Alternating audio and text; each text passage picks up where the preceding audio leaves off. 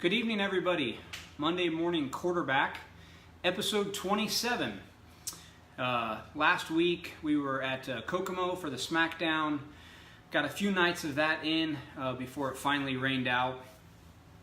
Sunshine Tyler Courtney picked up the win for Team CSI night one and ran second on night two. Robert Ballou led a bunch of that race before catching the cushion wrong. That bit a few people. Ballou's won a couple races since switching to our shocks about a month ago. And so Sunshine had himself in a great spot for the finale that got postponed due to rain. So I think 4 of the 8 cars locked in were CSI cars. Sunshine, KT, McDougal, maybe one other one. So good week for us at the SmackDown. This week, going to Gas City for the King of Wings. Micros, wing sprint cars, modifieds. Going to get to see Braden Fox race this week. First time we'll get to see him race. Braden works for us here at CSI, so looking forward to that. And then headed to Boone on Monday for the Super Nationals. And smoking it back Wednesday for the start of the BC 39 at the Motor Speedway, which everybody's eagerly anticipating. And then the SmackDown finale is on Sunday. So a lot going on. Appreciate everybody tuning in. We are going to discuss this evening how to read your dyno sheets. And I think this is going to be a 2 or maybe even 3 week segment. I don't want to glaze over anything. I want to go into it all in detail, and I think there'll be some nuggets even the most experienced guys that watch our show will pick up. Hudson, you want to go watch Braden? We'll take Hudson to watch Braden Friday. Hudson is now an internet sensation after Jack Slash posted a video of him launching it off the track yesterday. So he was testing out his quarter midget at the track at home yesterday. So since we don't want to... Hey Dave, got Dave Sharpley from Sharp Advantage tuned in. Anybody that needs a custom seat insert or knee guard, hit up Dave. He's our man. Does all of our seats and our quarter midgets, and most of our good customers use Dave. So great resource for you guys who are looking to get a little bit safer in your race car, which is extremely important. For those of you that are tuned in, Monday morning quarterback special. Use the coupon code MMQB for 15% off anything on CSIShocks.com this week. So wanted to give you guys a little nugget that tune in every week. Again, the coupon code is MMQB, and you can use that for 15% off any web order this week. Speaking of web orders, we had someone from Friday's seminar switch to Sunday, so we have 1 spot available Friday and 2 spots available Sunday. That's all that's left for the PRI seminar. So if you're considering going, sign up, because once it's full, it's full. We're only taking 20 per. And again, we got 1 available Friday and 2 on Sunday. So that's PRI week, December 7th and 9th, I believe. Okay. So the 3 main things I want to cover tonight, and again, this is going to take a couple segments to go through all of it, is why we prefer to talk real numbers versus the traditional valving numbers, what the numbers mean on the dyno sheet if you're using Rorig or CTW software, or even some guys how they present the dyno sheets from Maxwell, what those numbers mean, and what velocities to pay attention to when you're looking at your dyno sheet. So we'll go through all of those things today, then answer your questions, and then next week we've got a couple other things we'll go over as far as the finer details of what you need to look for on your dyno sheet, but we'll kind of go over those things at the end. So if everybody's ready, I'll grab the camera. Here in a second, when we go to show you, I have my Rorig software pulled up on my computer in here to show you an actual dyno sheet and I can show you with my cursor kind of what to look at. So this is just a version of a dyno sheet on the computer screen, is what I'll be showing you. Okay, so why do we prefer to talk real numbers versus traditional valving numbers? And when I say traditional valving numbers, I mean the 3, 4, 5, 6 valvings that everybody was used to for the past 20, 30 years. The number one reason is that's not a true unit of measure. In my opinion, anything that's not quantifiable, we shouldn't use if we can avoid it. So it's not a true unit of measure. So a 5 valve could mean it's 60 pounds at 3 inches per second to one manufacturer, and to another, it could be 85. Now that sounds crazy, that big of a spread, but that's the actual spread we've seen when dynoing all the different manufacturers of shocks. So you don't really know what you have. Do you have a shock that's 60 pounds at 3 inches per second, or do you have a shock that's 85 pounds? You don't know, unless they provide a dyno sheet. Most commonly in those style of shocks, they don't provide a dyno sheet. If they do, it's a mass-produced kind of dyno sheet. Jay, remind me about your question at the end. So that's one reason. You don't know exactly what you have. The second reason is the tolerance. So if their target number for a valve is 75 pounds, there's a tolerance there because they can't build them all to 75 pounds. So their tolerance could be as big as 25 pounds. Again, that sounds crazy, but we've worked with lots of other manufacturer shocks, and that is their tolerance, some of them. Some of them are smaller than that, but some of them are as big as 25 pounds. Usually, the less expensive the shock is, the wider the tolerance. It's simple economics. You can only put so much money in the components if you're selling the shock for a given dollar value, and you can only put so much time and labor building it. So it's not a unit of measure, and there's large variances with the tolerance. If we tell you your right front shock is 30 pounds of compression, it's 30 pounds of compression. There's no tolerance there. I told you exactly what it was. If I tell you it's a 3 valve, there's a tolerance there. When we built shocks to traditional numbers, we had to have a tolerance. Now we tried to make it as narrow as possible with the higher end components we used and the amount of time we take building shocks, but there's still a tolerance. So when you talk real traditional numbers, it's a true number. You know exactly what you have. It takes the guesswork out of it, okay? So I highly encourage you guys to go that direction. That's one of the reasons we've made all of our conversion sheets have the true unit of measure this year, so you can start to learn that. And as I show you today, next week, the week after, it's not rocket science how you read these dyno sheets. It's pretty simple once you know how to do it. And we want to help educate you so you're comfortable looking at your dyno sheet, you're comfortable reading it, and even helping your friends out as far as reading their dyno sheets. So from there, we will go to the dyno sheet.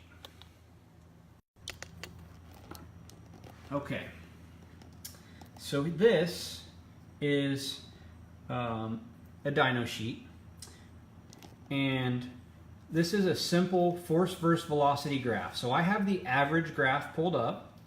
You might see a graph like this, force versus velocity. This is a force versus absolute velocity, so it's showing both sides of the graph. We will get into that a little bit later. And this will show you a force versus displacement. So different manufacturers give you different types of graphs to look at. Typically, this is what you will see, okay? And this is what we show you with CSI. So I'm going to zoom in over here. So this is the force part of the graph. Any positive number is going to be compression. Any negative number is going to be rebound. Now, some manufacturers, Advanced comes to mind, they call out rebound before compression. It confuses a lot of people. The reason they do it's pretty simple. They started their career in shocks tuning and blueprinting Carrera shocks, and that's how Carrera did it, so they kept it simple for their customer base that was using Carrera. So with an Advanced, your dyno sheet would be flipped. The negative numbers are still rebound, so these numbers are still rebound, and the positive numbers are still compression. It's just flipped. They show rebound on the top half of the graph and then compression on the bottom half. Most every other manufacturer that I have seen does it this way. Compression on top, rebound on bottom. But again, a positive number will be compression, a negative number will be rebound, and then at the bottom of the graph, that is your velocity, okay?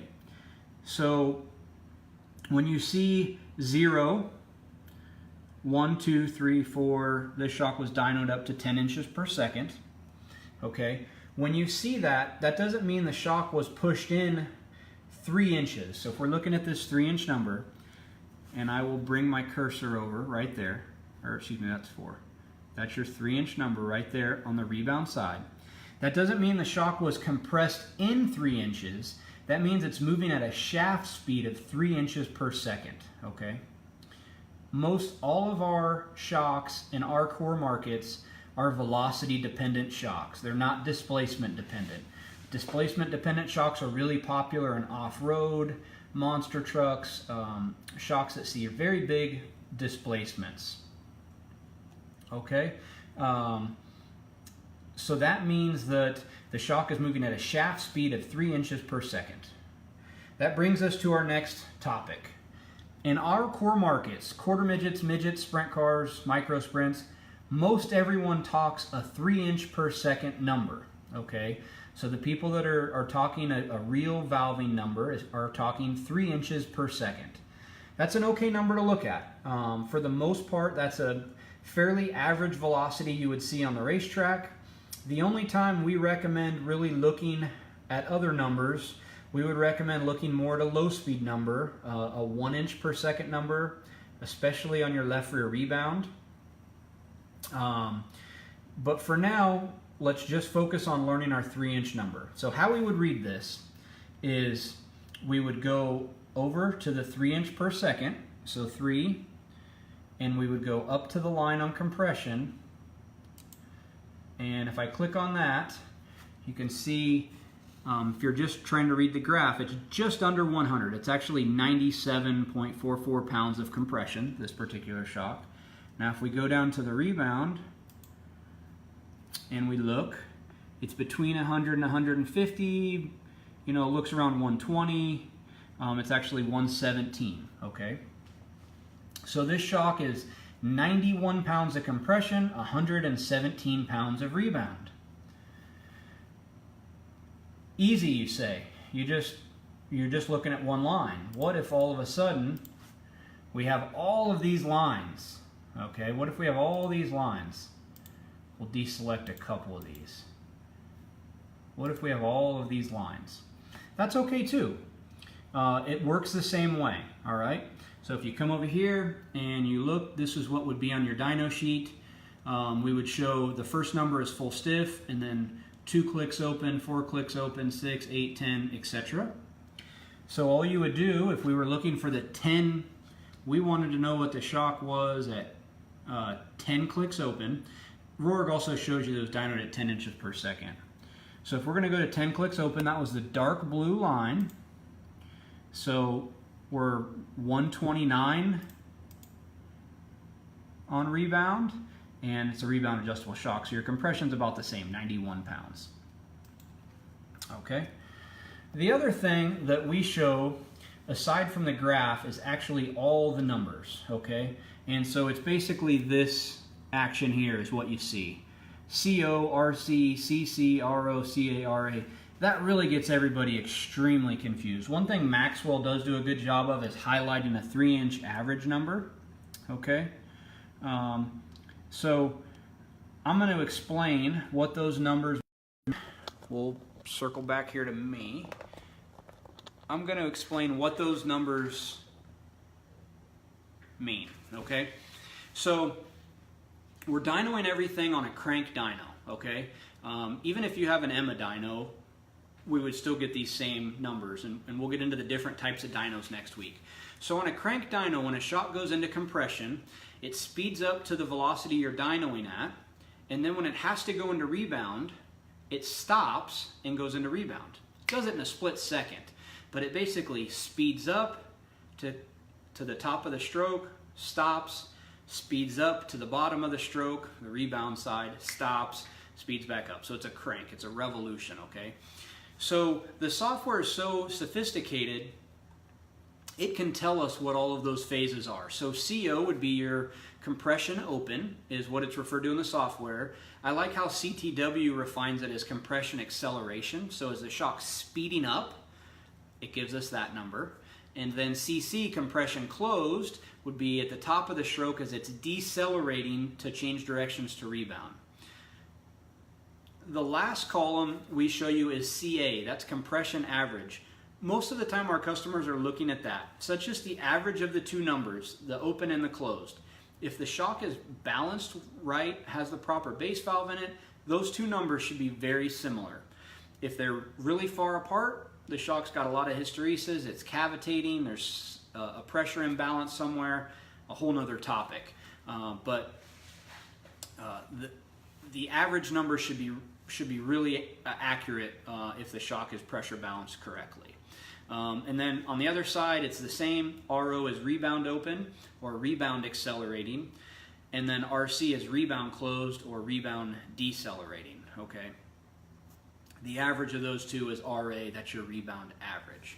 So what we would recommend as far as numbers to pay attention to would be compression average, rebound average, as you're getting started, 3 inch per second number. The one number we would also recommend you look at is your 1 inch rebound on left rears. And we say that because typically we're running a lot of rebound in the left rear. Now this would be micros, midgets, sprint cars, wing or non-wing. 1 inch rebound on the left rear, because we're running a lot more rebound in that corner than we are the other three, and the low speed is really important. So the shock goes through that low speed more than anything else as it's on the car, because it goes from compression speeding up to slowing down to rebound speeding up, slowing down. So it crosses that low speed number more than anything else, and that's what a driver really feels, is that 0 to 1 inch per second number. Now the car reacts better to the mid and high range, you know, your 3 inch up numbers. That's what the car, when you visibly see something on the car, you're seeing that with the mid-range and the higher speed velocities, but the driver in the seat of his pants really feels that low speed number. So those are the numbers we pay attention to. On a rough track, you're going to see a more high speed number come into play, higher velocity. So when you bang a cushion, you're getting in and out of a hole, the shock is speeding up, and that'll give us a higher speed number. So we would be looking at your 7, 8, 9, 10 inch per second number if we're looking at a high speed adjustment. And next week we're going to show you 2 shocks. It might be 2 weeks. If I'm at Boone next week, we might be doing a special segment from there. But the next time we talk about dyno sheets, I'm going to show you 2 shocks that have this identical 3 inch number and a drastically different curve based on the piston we put in the shock. And you'll see we have pistons that have more high speed built into them. A non-wing sprint car needs a lot more high speed control than a wing sprint car. We don't have the wing controlling the car. We see a lot more violent movements, a lot more velocity. So we have to control those movements more so in a non-wing car than a wing car. So we have pistons built specifically for that. So we'll get into that more in the coming weeks, and we'll show you the difference in the graphs, the difference between a linear graph, a digressive graph, a progressive graph, what we like to run in certain applications. But the main thing tonight was getting you comfortable with what you need to look at on your dyno sheet and what the numbers mean. Paul, modified rebound 0 point on the left rear. So Paul, we'll get into that more in the coming weeks, actually what the 0 point is. The shock I showed tonight didn't really have any clamp built into it. I believe it was a right front shock. But we will talk more about a 0 number, a rebound closed 0 number, as we show you more left rear graphs. A good thing Paul brought up though, modifieds typically are talking a 6 inch per second number, where micros, midget, sprint car guys are talking a 3 inch per second number. I know there's a bunch of quarter midget people tuned in, maybe freaking out. Why are our shocks marked with traditional valving numbers? So we still do the quarter midget stuff with traditional valving numbers, and the reason we do, one, to simplify it for the end users and their first introduction to racing, a lot of them, but two, the gap between valvings is so small. For example, a 3/4 midget shock is like, say, 18 pounds, and a 4 is like 22 pounds. So the gaps are so small. Where in a traditional car, a 3 is going to be 35, and a 4 is going to be 60 roughly. So it's a much bigger jump. So the traditional valving numbers we can get away with on the quarter midgets. And who knows, we might see a day where those tuners are well versed enough that we'll give them a true dampening number. That's kind of how we started in the quarter midgets, and it was really confusing for guys, so we went to the traditional valving numbers. We still always give them the dyno sheets so they can educate themselves and learn what the shock actually is, but it's usually stamped with the traditional valving number. I believe it was Jay earlier asked, yes, you can convert an RS17 to a RSX2 double adjustable shock. Roughly $350 or so, parts and labor to do that. Anybody that's tuned in have questions regarding the dyno sheets, how to read them, or anything else, and I'd be more than happy to show you the graph again and kind of answer any questions you have pertaining to that.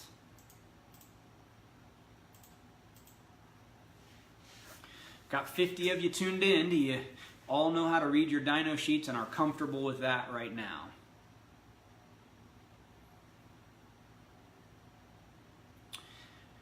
Best wing micro sprint package for a Sawyer. Chris, I would recommend our gas shocks. I know PJ's tuned in. His car won the shootout last year with Chris Bell driving with our gas shocks. It seems like on all the micro sprints, the gas shocks are just providing the best platform. Plenty of grip in the slick, but holding a really good platform.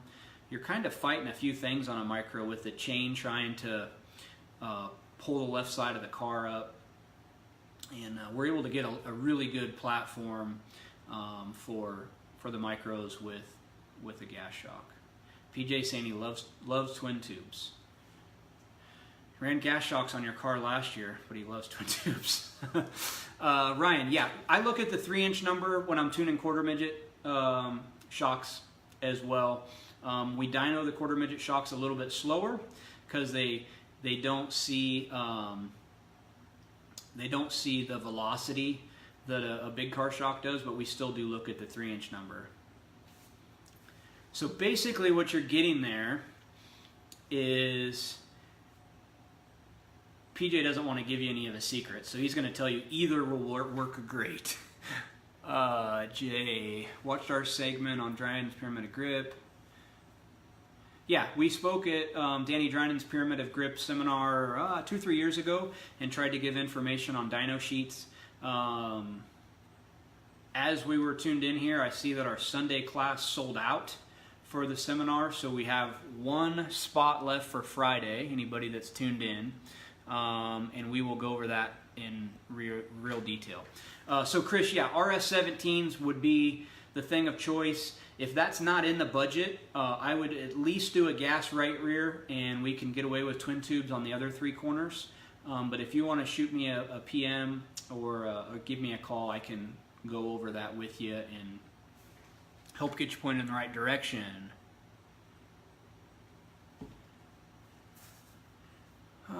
Kevin Crum, let me see if the shot graph shows.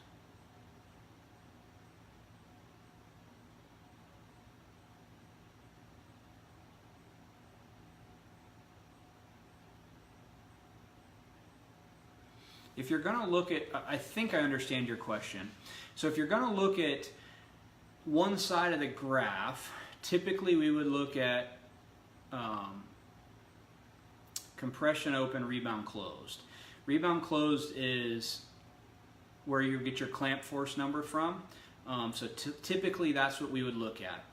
If you have a big clamp number in your left rear and it's pulled way down, The compression closed number actually will give you the best low speed reading, since it's going to still show a negative on your 1 inch per second number.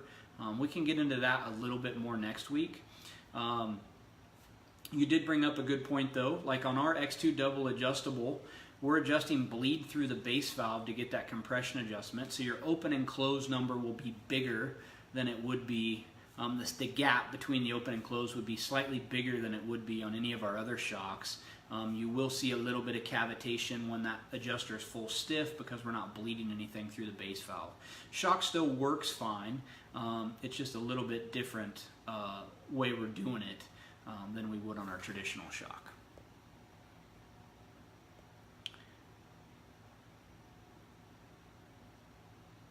PJ, you're right. Information wins races.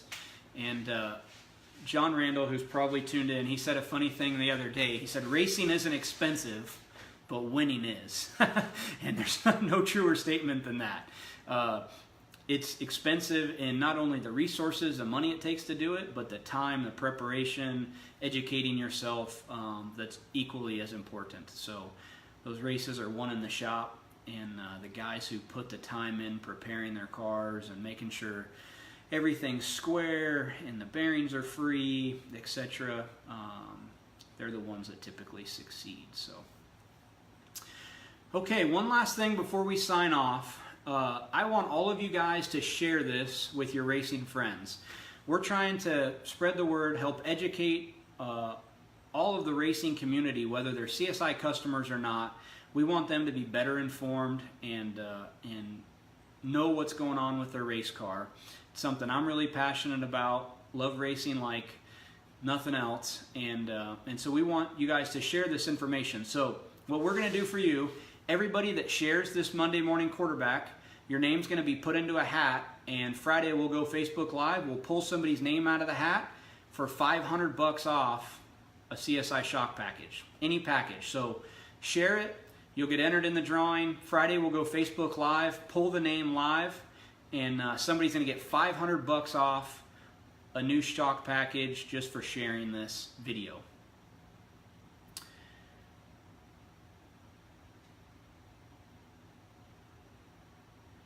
Jay, a GoPro is a very good way to see what the shocks are doing. We've used that a lot to acquire data and what's going on with compressing bump rubbers and how fast the shock's moving and everything else. So, Kevin, glad you're enjoying them. We've gotten a lot of good feedback, and that's why we continue to do it even though it's past my bedtime. So, thank you everybody for tuning in. We hope you have a fantastic week. Share away. We'll go Facebook Live Friday. Give somebody $500 off a set of shocks. And we hope you all have a fantastic week, and good luck racing wherever you're going to do it. Take care, guys.